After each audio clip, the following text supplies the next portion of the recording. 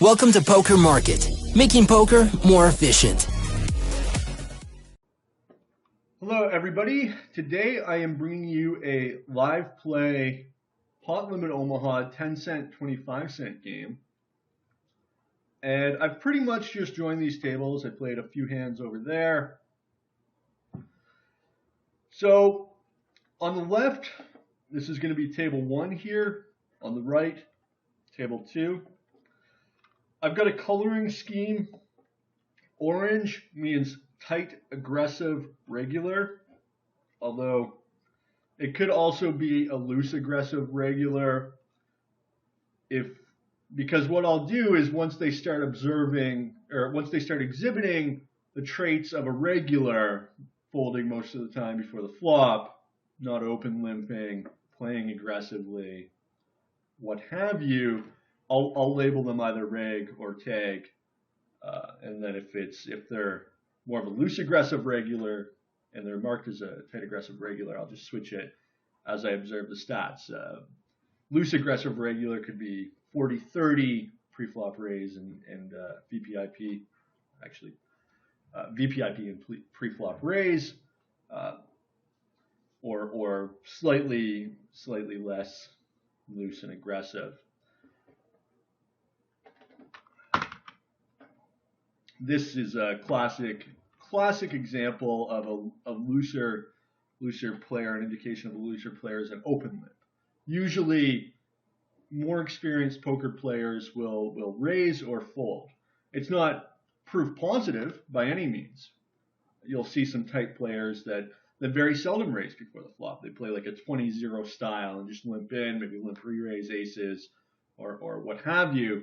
But generally, most of the time, I would say the majority of the time, when you see a player open limp, and especially if they repeatedly open limp first in, well, open limp means first in, but that's a sign and something you should pay attention to. Another thing you can do if you really want to read, I'm not going to do it right now, is you can search this player and go to their other table and then check out a few hands they played there, and that can also give you an indication. Kind of a nice spot here. Really good price because he min-raised with a really bad hand. I'm getting 4-1. I don't think I'm going to call. This is just such a bad hand with the dangler that even with the great price, maybe I should call though. He's also sort of a little bit of a tighter raiser, over 66 hands, which is bad news for King, Queen, Jack 5.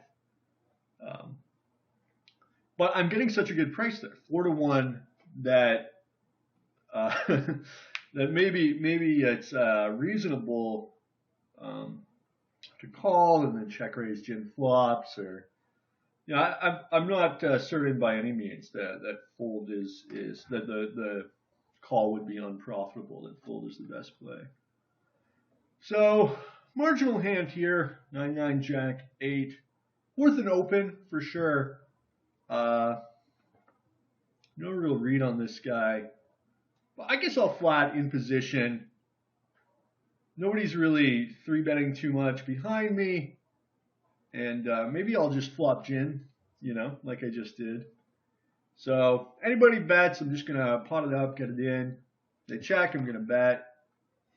I usually bet around sort of 2/3 here, just as a standard. I like to bet a more consistent amount of the pot. I'm going to level my opponent here by jamming the turn, but he's not falling for it. I'm hoping that he says, well, if he has a boat, why would he jam? Why wouldn't he bet half pot? Maybe he'll put me on a draw and then call with aces. He didn't, but maybe, And I've only got one bet left, so. I mean, that 6 looks like it's such my card. I want to almost try to oversell it. So with this guy, VC33 leaving, this table is now very marginal. most likely some reg is going to sit down, hunting HFV, and then I'll leave. I don't like to play these 5-on-1 games, these reg infested games. It's very, even with a player like this giving value, with the rake and then these regs, it's just not great. And look how many tables there are between 10 cent, 25 cent, and 25 cent, 50 cent. So I'm pretty sure I can find a better game than just one. So what I do is I just scan through quickly. I've been playing for a while, so I've got a lot of these. This is a very marginal game, but see, this is much better right here.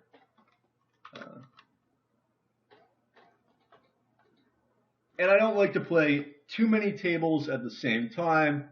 So for this session, I'm going to keep it to 2. I'm going to, this is great. I just folded 15, 16 hands in a row and quit.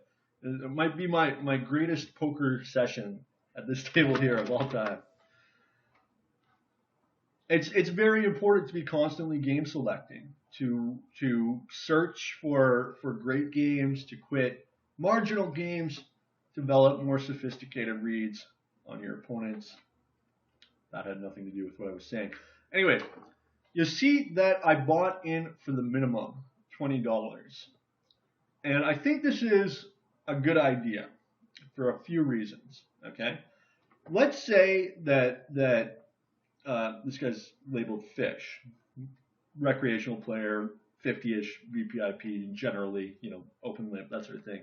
So let's say this guy and this guy, the whale here, were both at $20. And these guys were all at $100. Well, I would want to be at $20, right? Why would I want to expose $80 extra to the regs to take these? The way I look at it is, against a reg, if I play really well, I'll break even, right? They're serious poker players. They're studying the game. I figure they'll be at least as good as me. So I can break even against them, maybe. So why would I want to incur the extra variance of having 5 times as much money exposed to all this unnecessary variance and possibly negative expectation, right? They could be better than me. Why not? So why would I do that when I could be playing short stack against the looser players? In this case, though, they're very deep stacked, so it might be worthwhile to get deep. Here's another good thing about short stacking. Okay, I can 3-bet more than a third my stack. I'm out of position. My aces are a little marginal with 3 clubs. But now there's basically, it's going to be very difficult for this loose opponent to play. I'm going to be flopping so good most of the time, and now he's getting so much money, he's going to have to make some really bad calls. He's on a gutty. He needs a 7 only. And so that's one big advantage of short stacking. And look where all these players are right now, right? Relative to, I'm not sure about this guy, but I think he's a reg, even though it's like 71% of hands. It's over such a small sample size, and he's so aggressive that it's a real indication of reg stats. So why would I want to be deep stacked against them when I could be short stacked against these guys, right? Although unfortunately I doubled up, so I have to play deep stack. But what are you going to do? So here's a classic example of a